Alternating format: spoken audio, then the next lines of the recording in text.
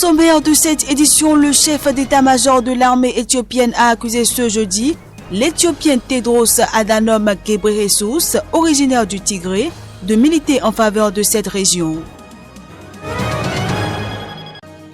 De violents heurts entre manifestants et forces de l'ordre ont eu lieu ce mercredi à Kampala, la capitale ougandaise, après une nouvelle arrestation de l'opposant Bobi Wine.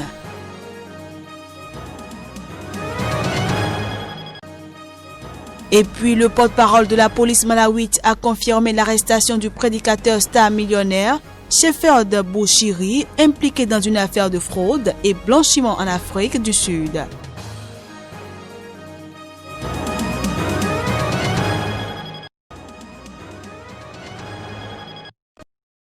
Tedros Adhanom Ghebreyesus a œuvré dans les pays voisins à condamner la guerre que mène le gouvernement fédéral éthiopien aux autorités régionales du Tigré depuis le 4 novembre. Il a œuvré pour leur obtenir des armes, a affirmé le général Birhanu Jula dans une conférence de presse. Ce type fait lui-même partie de cette équipe. Comme vous le savez, il est membre de leur comité central.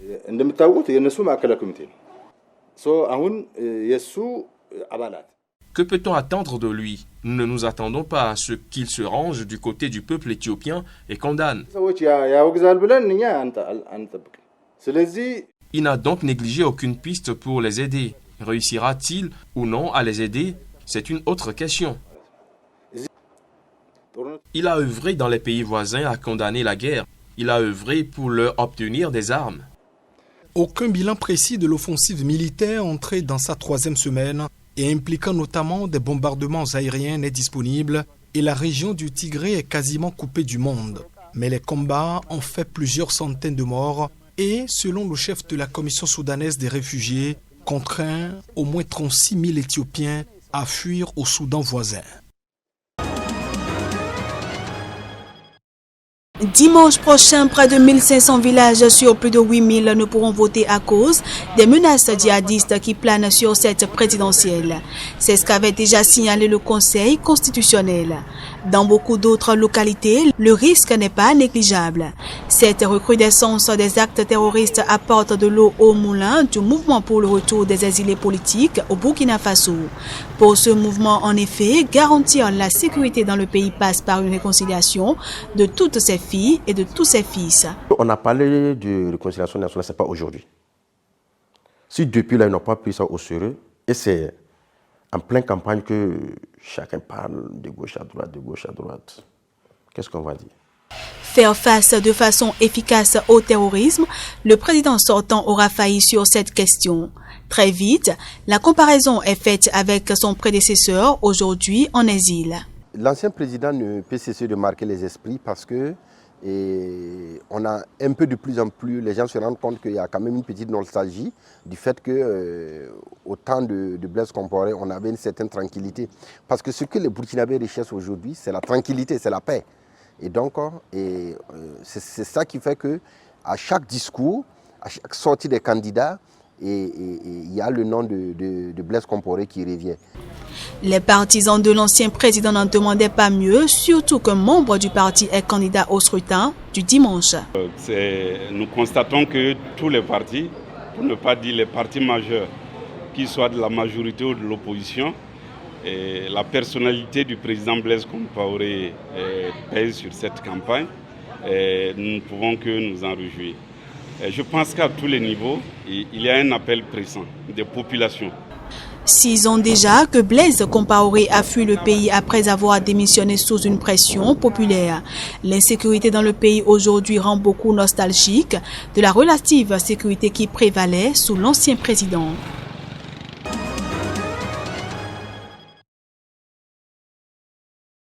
Principal adversaire du président Yoweri Museveni à la présidentielle de 2021, l'opposant Bobi Wine a une nouvelle fois été arrêté ce mercredi. Juste après son arrestation, des heurts violents ont éclaté entre forces de sécurité et manifestants en colère à Kampala. Les forces de l'ordre ont affronté pendant plusieurs heures des jeunes manifestants qui brûlaient des pneus sur la chaussée et lançaient des pierres, ivres de colère après avoir appris la nouvelle arrestation de leur champion, Bobi Wine, star de la chanson, devenu député et candidat à la présidentielle du 14 janvier prochain. 3 vies innocentes ont été perdues à la suite des heurts violents dans la ville, a déclaré le porte-parole de la police, qui a précisé que 34 personnes avaient également été blessées.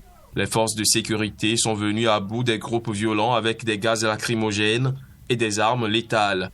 Dans un communiqué portant uniquement sur les blessés, la Croix-Rouge ougandaise a indiqué avoir pris en charge plus de 30 personnes à Kampala et sa périphérie à la suite des échauffourées impliquant la police et des groupes d'émeutiers.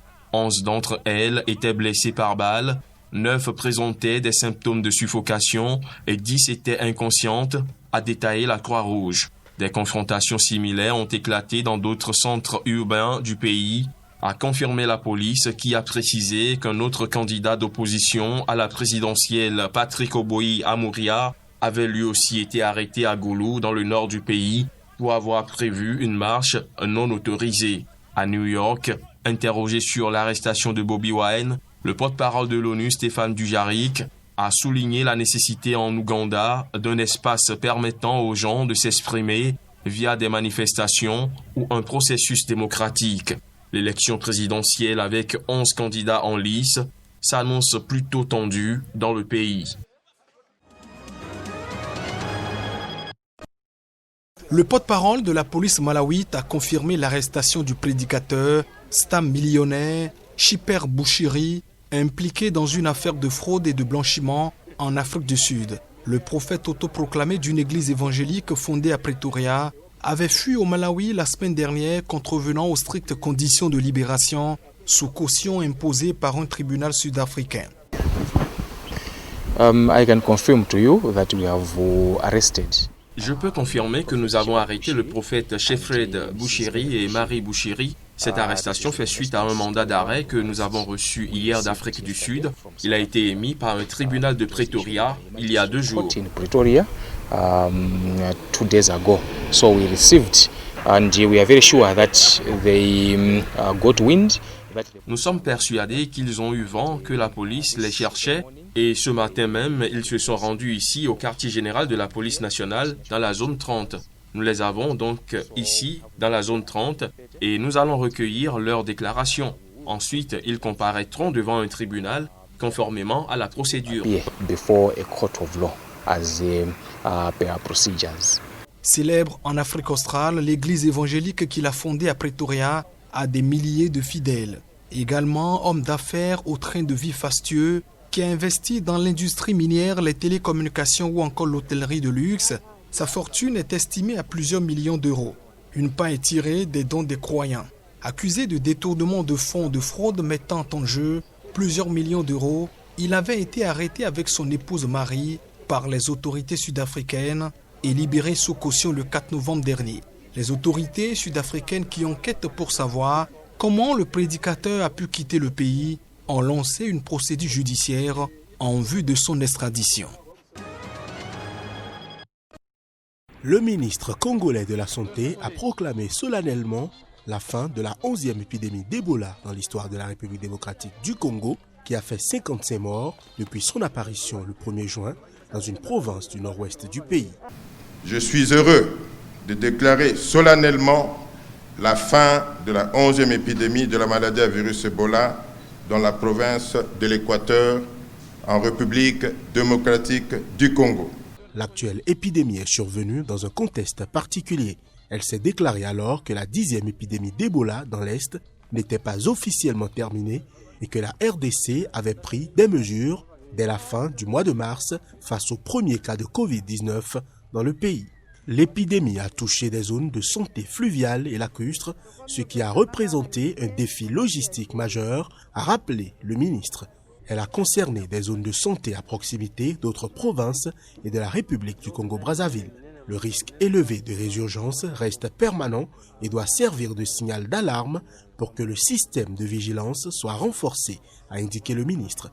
L'épidémie a eu lieu dans un contexte marqué par des soupçons de corruption dénoncés par les partenaires et bailleurs de la RDC, comme lors de la 10e épidémie dans l'Est qui a fait plus de 2200 morts. La vaccination a été largement utilisée sur plus de 40 580 personnes, a indiqué l'OMS. Suite aux nombreuses accusations de fraude faites par Donald Trump, l'agence gouvernementale en charge de la sécurité des élections avait donné son opinion sur les opérations de vote. Dans un communiqué publié, elle affirme qu'il n'existe aucune preuve d'un système de vote ayant effacé, perdu ou changé des bulletins ou ayant été piraté de quelque façon que ce soit. L'élection du 3 novembre dernier a été la plus sûre de l'histoire des États-Unis. En réponse, le président tweet pour contester les propos du patron de l'agence et le limoge. La récente déclaration de Chris Cripps sur la sécurité des élections de 2020 est très inexacte dans la mesure où il y a eu des irrégularités et des fraudes massives, y compris des votes de personnes décédées, des observateurs interdits dans les bureaux de vote, des bugs dans les machines de vote qui ont transformé les votes de Trump à Biden, des votes tardifs et bien d'autres encore. Par conséquent, avec effet immédiat, Chris Cripps a été démis de ses fonctions de directeur de l'Agence pour la cybersécurité et la sécurité des infrastructures. Prenant acte de son limogeage, le désormais ancien patron de l'agence a aussi réagi sur Twitter. Ce fut un honneur d'avoir servi, nous l'avons bien fait, a-t-il écrit. Plusieurs messages de soutien ont suivi son post, certains le félicitant d'avoir choisi les États-Unis et non Donald Trump.